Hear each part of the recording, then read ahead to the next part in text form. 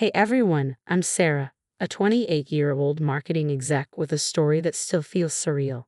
Life was good, really good, when my husband Mike and I welcomed our little miracle, Emma.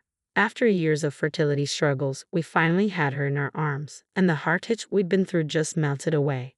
She's perfect, Mike whispered, his eyes teary as he cradled her. I nodded, feeling all our battles fade in that moment. Our little fighter had finally arrived. Adjusting to life with a newborn, though, was a whole new ballgame.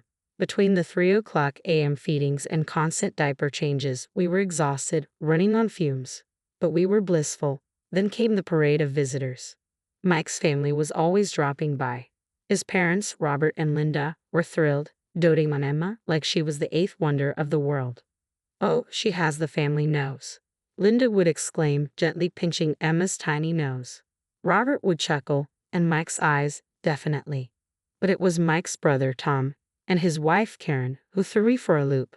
They came over all smiles, bearing gifts, but something felt off. "She's so precious," Karen said, her voice tense as she held Emma.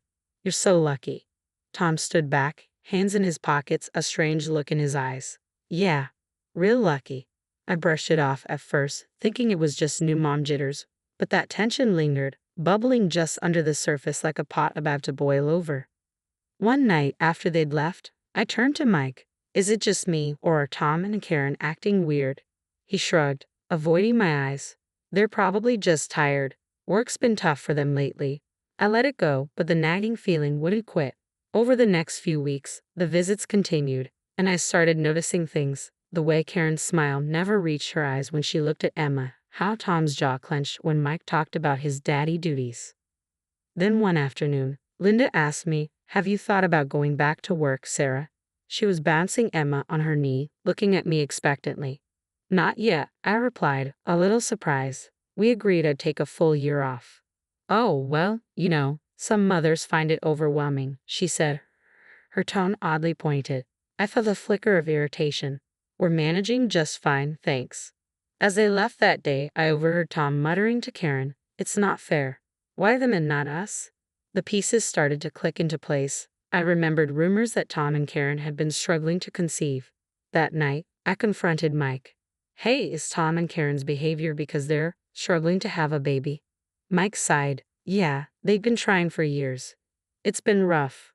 "Why didn't you tell me?" I asked, feeling both sympathy and frustration. "I didn't want to stress you out, especially while you were pregnant," he said, pulling me close. "They'll be okay. They just need time." I nodded, but something in my gut still felt off. Then, last night, everything came to a head. We were all sitting around the dinner table, enjoying a meal I'd spent hours preparing. Emma was peacefully sleeping in her bassinet nearby, and I thought it'd be a cozy family night. But then Robert cleared his throat. "Sarah, Mike, we have something important to discuss," he said, his voice formal. I glanced at Mike, who looked as confused as I felt. "What's going on?" I asked. Linda jumped in. Words rushed. "We've been thinking about Emma's future." "Her future? She's barely a month old." I laughed, nervously. "Exactly," Tom chimed in, leaning forward. "That's why now is the perfect time." "Perfect time for what?" Mike asked, frowning. Robert took a deep breath. "We think it would be best if Tom and Karen adopted Emma." The room went dead silent. I felt like I'd been punched in the gut. "Excuse me," I managed to choke out. "It makes sense," Linda pressed on. "Tom and Karen have been trying for so long, and this way, Emma stays in the family." I couldn't believe what I was hearing. "Are you out of your minds? Emma is our daughter. We're not giving her up." "Sarah, please calm down," Karen said softly. "We just want what's best for everyone." "What's best?" I was practically shouting. I turned to Mike, expecting him to back me up, but he just sat there, pale and silent. "Mike, say something," I pleaded, but he only stammered. I don't know what to say. This is a lot to take in." "There's nothing to take in," I said, my voice rising with anger. I stood up, my hands shaking. "The answer is no. Absolutely not." The rest of the evening became a blur of raised voices and shattered trust. I remember Robert trying to reason with me, talking about how Tom and Karen had a bigger house and more money, as if that could ever outweigh a mother's love. The days that followed felt surreal. Mike and I barely spoke, and every time I looked at him, I saw his silence from that dinner. How he'd failed to immediately shut down this insane idea. It was during a conversation with our neighbor, Mrs. Johnson, that I began to realize something was very wrong. "I hope you're doing okay, dear," she said, her voice dripping with foul concern. "I heard you've been having difficulties." "Difficulties?" I asked, my brow furrowing. "What do you mean?" Mrs. Johnson lowered her voice. "Well, with the baby, I heard you've been struggling to cope." That's when it hit me. Tom and Karen had been spreading rumors trying to paint me as an unfit mother. That evening, I confronted Mike. "Did you know about this? Did you know they were planning this?" His guilty face told me everything. "They mentioned something a while ago, before Emma was born. I didn't think they were serious." "And you didn't think to tell me?" I was furious. "Your family has been plotting to take our daughter, and you kept it from me." "I didn't want to upset you," he tried to explain. "You were pregnant, and I thought." "Thought what?" "That I'd just hand over our baby? That I'd be okay with this."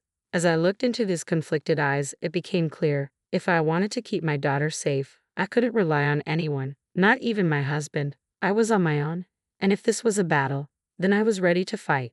It felt like a knife to my heart when Mike suggested we consider his family's insane proposal. "Are you serious right now?" I asked, my voice trembling with disbelief and anger. "I'm just saying, maybe we should hear them out. They're family, after all." "Family?" I scoffed, practically shouting. "Family doesn't try to steal your baby, Mike. How can you even entertain this idea?" "It's not stealing if we agree to it," he mumbled. "That was it. Agree to it. There is no we in this, Mike. I will never give up our daughter. The fact that you're even considering it." I trailed off, staring at him. "I don't even know who you are anymore." I stormed out, slamming the door behind me. I needed to clear my head and figure out my next move. Mike wasn't going to back me up. I was on my own. The next day, I made an appointment with a lawyer. Sitting in her office, explaining the nightmare unfolding around me, I could see the shock on her face. "Mrs. Thompson, I have to say, this is one of the most unusual cases I've ever heard." "Tell me about it," I sighed. "What can I do?" She leaned forward, her gaze steady. "First, we need to gather evidence. Document everything, every conversation, every interaction. We need to build a case to protect your rights as Emma's mother." When I left her office, I felt a mix of determination and fear. This was really happening. I was fighting for my daughter. Over the next few weeks, I became a detective in my own life. I recorded conversations, kept a detailed journal, and even installed security cameras around our home. That's when I caught Tom and Karen sneaking into our house one afternoon, thinking we were out. The footage showed them rifling through our things, planting what looked like drug paraphernalia in our bedroom. My blood ran cold. They were trying to set me up. That night, I showed the footage to Mike. "Do you see now?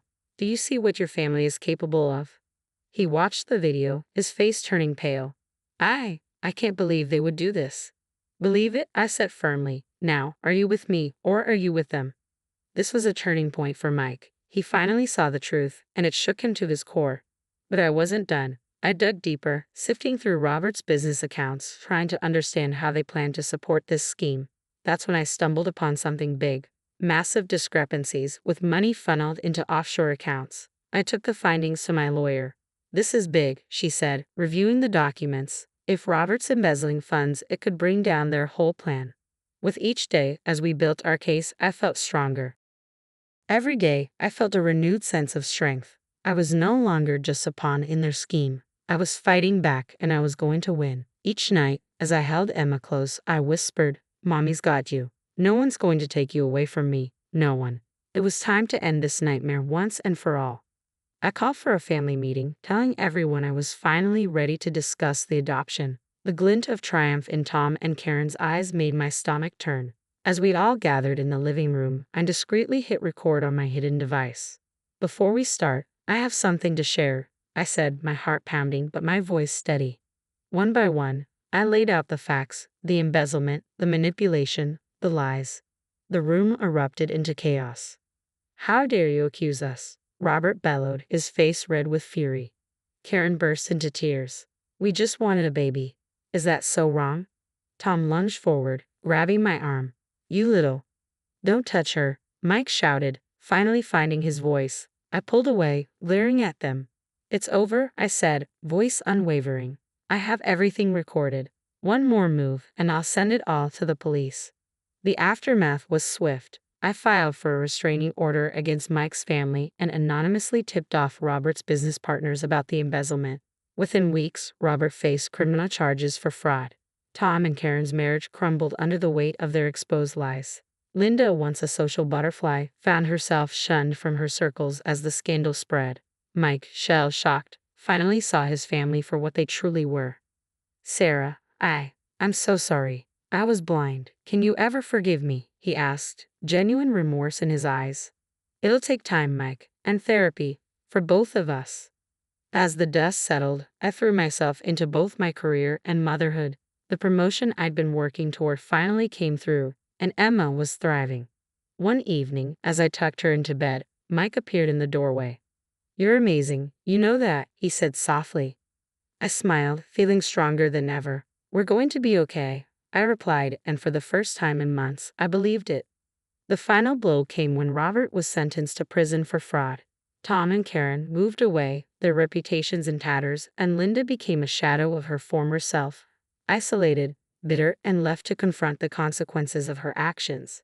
As for us, we were healing, growing stronger every day. Emma was safe, loved, and surrounded by people who truly cared for her. Now I have a question for you. If you were in Sarah's position, would you ever be able to forgive Mike for initially considering giving up Emma, or is his betrayal too deep to overcome, even with therapy? It's a tough one, isn't it? On one hand, Mike eventually stood by Sarah, but on the other, he seriously considered a choice that could have torn their family apart. Is there a line that once crossed can never be uncrossed in a relationship? Share your thoughts in the comments below.